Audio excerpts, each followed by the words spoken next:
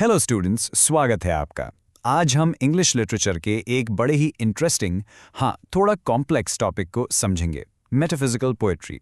तो चलिए एक थोड़े अजीब से सवाल से शुरू करते हैं। सोच के देखिए, एक प्रेमी की आत्मा और एक ज्योमेट्री बॉक्स का कंपास, इन दोनों में क्या कनेक्शन हो सकता है? बड़ा अजीब है ना? पर इस एक्सप्लेनर के अंत तक आप इस पजल को सॉल्व कर लेंगे, I promise. Okay, let's dive right in. सबसे पहले, आखिर ये मेटाफिजिकल पोएट्री है क्या चीज? तो देखिए, ये 17th सेंचुरी के ब्रिटिश पोएट्स का एक ग्रुप था। ग्रुप भी नहीं, इनका बस लिखने का स्टाइल काफी मिलता जुलता था। अब ये मेटाफिजिकल शब्द सुनकर आपको शायद फिलॉसफी की याद आए, पर रुक जाइए, यहाँ इसका मतलब थोड़ा अलग है। ये ऐसी पोएट्री है जो प्यार, रिलीजन जैसे बड़े बड़े टॉपिक्स को सिर्फ इमोशन से नहीं, बल्कि पूरे लॉजिक और दिमाग से एकदम इंटेलेक्चुअल तरीके से एक्सप्लोर करती है। और सबसे मजेदार बात पता है क्या है? इन पोइट्स ने खुद को कभी मेटाफिजिकल नहीं कहा। ये नाम तो उन्हें लगभग 150 साल बाद एक क्रिटिक सैमुअल जॉनसन ने दिया था। और ये कोई तारीफ नहीं थी, बल्कि एक तरह की क्रिटिसिज्म थी। तो अगर हमें इन पोएट्स के कोड को क्रैक करना है तो उनके स्पेशल टूल्स को समझना पड़ेगा, राइट? चलिए देखते हैं इनके पोएटिक टूल बॉक्स में क्या क्या है। सबसे पहली और सबसे जरूरी चीज इनकी पोएट्री की पहचान ही है दिल और दिमाग का परफेक्ट ब्लेंड। मतलब ये लोग अपनी फीलिंग्स को भी लॉजिक से एनालाइज करते थे। सोचो, इमोशन प्लस इंटेलेक्ट। और इनका सबसे पावरफुल टूल था द मेटाफिजिकल कंसीट। अब ये कंसीट क्या है? ये बेसिकली एक मेटाफर है, एक तुलना, पर कोई ऐसी वैसी तुलना नहीं। इसमें दो ऐसी चीजों को कंपेयर किया जाता है जिनका आपस में दूर दूर तक कोई लेना देना नहीं होता। ऐसी चीजें जिनके बारे में हम कभी सोच भी नहीं सकते कि उन्हें कंपेयर किया जा सकता है। एग्जाम्पल के लिए, याद है हमारा शुरू वाला सवाल? जॉन डन अपनी एक फेमस पोएम में दो लवर्स की तुलना एक कंपस के दो लेग से करते हैं। देखिए ये lines, if they be two they are two so as stiff twin compasses are two. सुनने में अजीब लग रहा है, पर इसका मतलब बहुत गहरा है। चलिए इसको आराम से समझते हैं। उनका पॉइंट ब्रिलियंट है। देखिए, जैसे कंपस के दोनों पैर ऊपर हिंज से जुड़े होते हैं, वैसे ही दो लवर्स के सोल्स आपस में जुड़े होते हैं। एक पैर सेंटर में फिक्स रहता है, तभी दूसरा परफेक्ट सर्कल बना पाता है। एक दूसरे को सपोर्ट करते हैं, भले ही वो दूर हो जाएं, फिजिकल डिस्टेंस हो, लेकिन वो हमेशा कनेक्टेड रहते हैं, एक ही टूल का हिस्सा हैं। देखा कितनी अजीब पर कितनी परफेक्ट और गहरी तुलना है ये। वही क्रिटिक सैमुअल जॉनसन, जिनकी हमने बात की थी, उन्होंने इस स्टाइल को एक लैटिन टर्म दिया, डिस्कॉर्डिया कॉन्कोर्स। इसका सीधा सा मतलब है हार्मोनियस डिस्कॉर्ड, यानी ऐसी चीजों को जबरदस्ती एक साथ जोड़ देना जो बिल्कुल अलग हैं, जिनका कोई मेल नहीं। जैसे डॉन ने एक पोएम द फ्ली में एक छोटे से पिस्सू, एक फ्ली को शादी का बेड बना दिया। क्यों? क्योंकि उस फ्ली ने दोनों प्रेमियों को काटा था और अब उन दोनों का खून उस फ्ली के अंदर मिल गया है। Can you believe it? Conceits के अलावा भी कुछ खास बातें हैं। इनकी पोएम्स अक्सर एक आर्ग्यूमेंट, एक बहस की तरह लगती हैं। शुरुआत ही एकदम ड्रामेटिक होती है और लैंग्वेज कोई फैंसी नहीं, आम बोलचाल वाली। और सबसे इंपॉर्टेंट, ये लोग फूल, चांद, तारों की बात नहीं करते थे। इनकी इमेजरी आती थी साइंस, लॉ, ज्योग्राफी, मैप्स, एकदम नए सब्जेक्ट्स से। तो चलिए अब इस कोड के मास्टरमाइंड से मिलते हैं। कौन थे ये पोएट्स? सबसे पहला और सबसे बड़ा नाम है जॉन डन। ये इस पूरे मूवमेंट के पायनियर थे, एक लीडर और सबसे फेमस पोइट भी।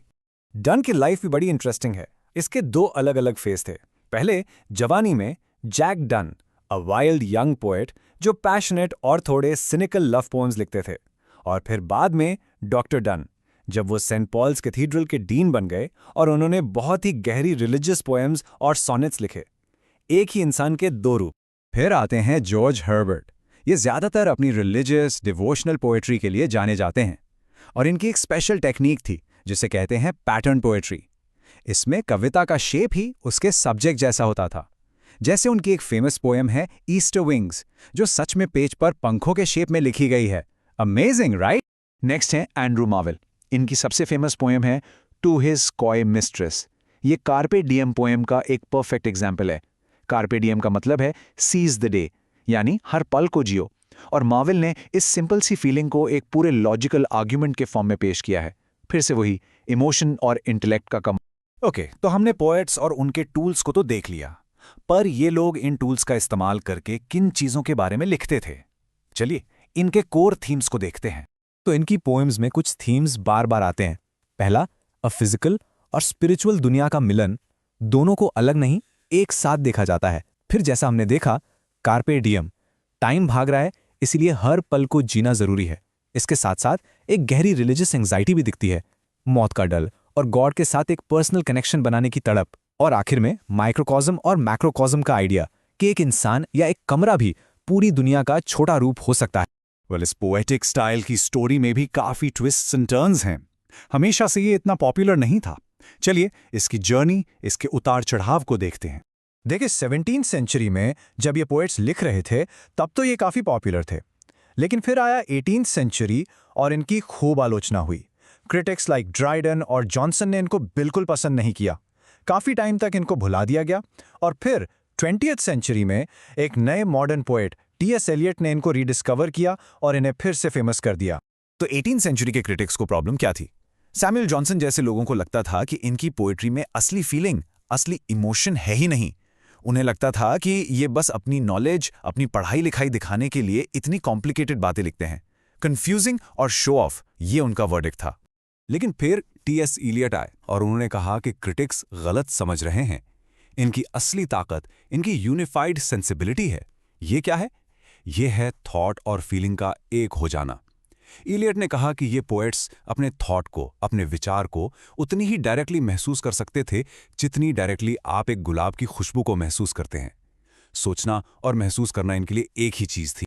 तो इस सब को आसानी से समझने के लिए आइए इन्हें इनके पहले के पोएट्स यानी एलिजाबेथन से कंपेयर करते हैं। देखिए, एलिजाबेथन पोएट्री में आपको नेचर, फूल, माइथोलॉजी मिलेगा। टोन एकदम मीठी, मेलोडियस होगी और रिदम रेगुलर। जबकि मेटाफिजिकल पोएट्री में इमेजरी आएगी साइंस और लॉ से। टोन अचानक एक आर्ग्यूमेंट जैसी होगी और रिदम बिल्कुल आम बोलचाल जैसी इर्रेगुलर। तो चलिए वापस आते हैं अपने पहले सवाल पर। एक कंपास और एक प्रेमी का क्या कनेक्शन है? अब आप जानते हैं, ये इन पोएट्स का अनोखा तरीका था दिमाग और दिल को एक साथ जोड़ने का। और ये हमें एक आखिरी सवाल पर छोड़ जाता है, क्या सच में दिमाग और जज्बात को मिला देने से पोएट्री और ज़्यादा पावरफुल हो जाती है? इसके बारे में ज़रूर सोचिए।